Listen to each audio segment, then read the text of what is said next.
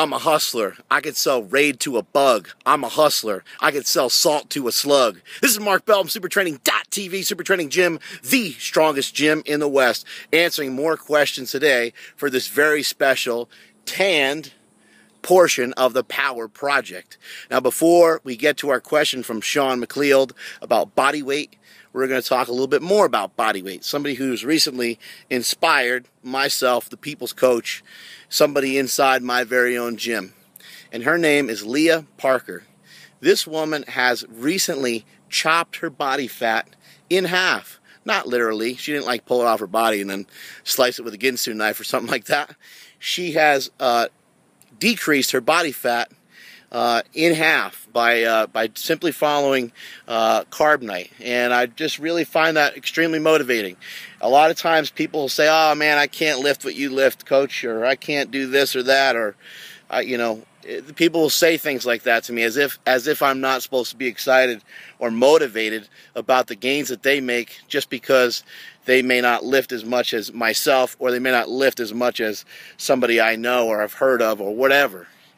But that could be couldn't be further from the truth. I am very motivated by many of the people that surround me and many of the people that are around me. And when Leah came in a couple days ago into the gym and was all fired up, and she told me that she went from like 40%. She may be embarrassed at me saying that, but she went from like 40% and now is down to 20%. And this is only in like a few months. And hopefully she doesn't mind me sharing this story with you. But a few months ago, I was at a gathering for Midtown Strength and Conditioning, which is where Super Training is located inside of. And Leah was there with her husband. And her husband came over to me and said one of the most profound things anyone has ever said to me. No, he didn't say, "Move out of the way, you fat fuck." I've had that happen many times before. What he said was, He shook my hand. He didn't say a whole lot other than this. He said, "I've been to," I can't remember the exact things that he's been to. So some of this may or may not be true. But this is in my mind what he said. He said, "I've been to the Kentucky Derby. I've been to the Indianapolis 500. I've been to the NBA playoffs. I've been to professional football games. And watching you squat over 1,000 pounds up close and in person was the greatest sporting event I have ever seen in my life." That absolutely floored me. I could not believe it. I've never received such a big compliment, and that made my fat head twice as big than it already is right now. I was really floored by that, and that is kind of the whole purpose and whole intention of the Power Project, is to empower people, to inspire people, and to get people fired up. Powerlifting is a great fucking sport. It's awesome. This guy said it himself. He said it best. He said he's seen this other shit before. He's seen it all live. And watching somebody execute a lift with 1,000 pounds was the coolest shit he's ever seen. Unfortunately, he passed away maybe like a month later from that, which I just couldn't believe. And it just goes to show you, that life is short, and just try to take advantage of every moment you have with somebody, because, man, you never know when these things are going to knock you upside the head like that. But that was a really profound statement, and I really am inspired and fired up at the progress that Leah has made after the passing of her husband. So you can all sit there on your couch eating your Talente ice cream or your Ben & Jerry's, and you can feel sorry for yourself. Or you can talk about how so-and-so got in your way today and you couldn't do the type of training that you wanted to. Or you can be like Leah Parker, and you can take the bull by the horns and not accept excuses and keep plowing through life and keep moving forward and keep making progress. That's what the Power Project is all about. Today's question is from Sean McLeod, and he wants to know, lose weight, gain weight. I'm kind of a tweener. I'm in no man's land. I'm going to do a meet in November. I weigh 260 pounds. I used to weigh 287. But obviously he's been watching the Power Project and he sees how jacked and tan I'm getting, so he's inspired by that. Anyway, what you're going to want to do, typically I do not suggest people lose weight going into a powerlifting meet unless you've done something and unless you're somebody.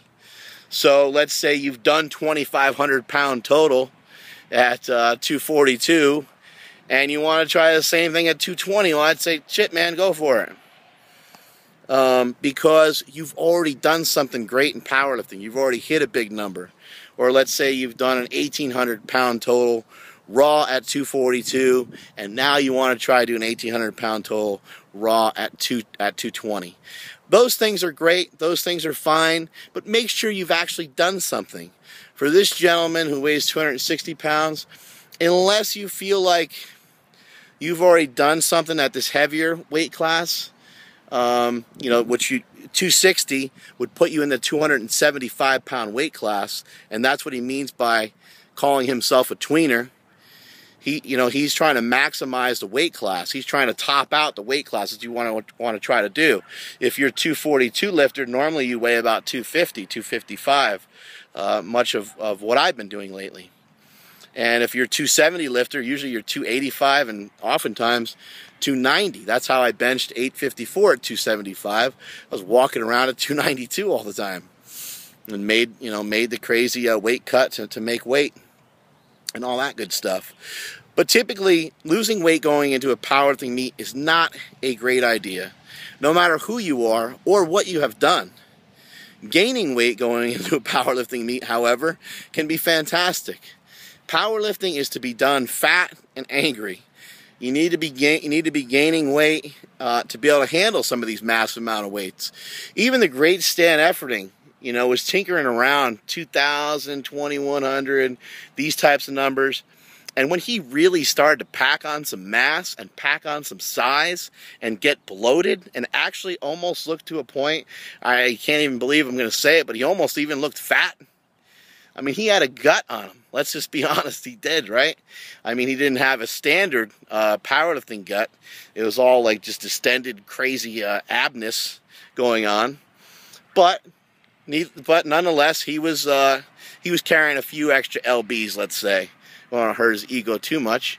But he instantly started to add hundreds of pounds to his total. Dan Green, was smashing some huge numbers at 220, went up to 242, and just went absolutely crazy. And in his first, probably maybe not his first, but his first full powerlifting meet as a 242 in a while, he breaks the all-time raw record. All-time raw record. That's been sitting around for, decades. And so, basically, if you're going to lose weight going into a powerlifting meet, make sure you have enough time so that your performance doesn't suck. So in your case, you said November. So I would continue on your diet, and I'd get from 260, I'd get yourself in the 248 to 252 pound weight range. Now keep in mind, there is a range. And a lot of times I think people misunderstand this. They'll take their lightest weight that they've ever been in the morning, they'll say, oh, I weigh 252. I think I can make 242. But what they're not telling you is that when they weigh themselves at night, or that on average when they wake up in the morning, they're 256 or they're 255. And these numbers will be skewed a little bit more, or a little bit more distorted, I should say, the heavier the individual is. With women, they might only go 1 to 2 pounds up and down.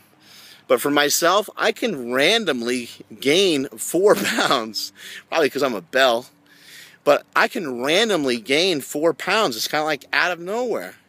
I can't even really quantify where the weight comes from.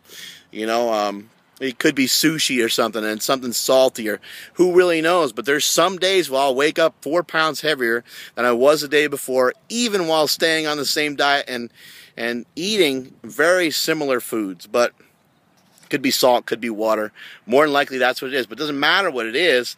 It's still body weight, and it's still going to affect how you're going to plan going into the meet and making weight. So losing weight's never a great thing going into a powerlifting meet, but if you can stay within striking distance of a weight class, striking distance to me is 8 to 12 pounds.